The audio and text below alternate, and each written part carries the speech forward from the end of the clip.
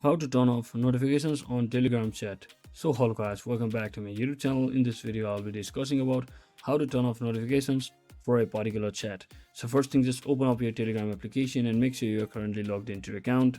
And from over here you can just choose any of the chat for which you want to disable notifications, and just tap on the profile icon and you should see the notifications option for that particular individual chat.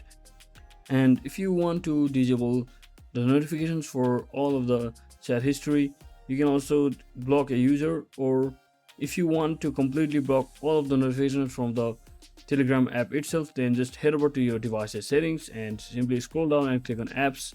So once you click on apps, just locate the Telegram application first and just tap on that, and from over here you shall see the notifications option. So as you can see, I've already blocked it, so if it's enabled, make sure it's disabled. So that's it for today guys. Thanks for watching. Don't forget to like and subscribe. See you on the next one.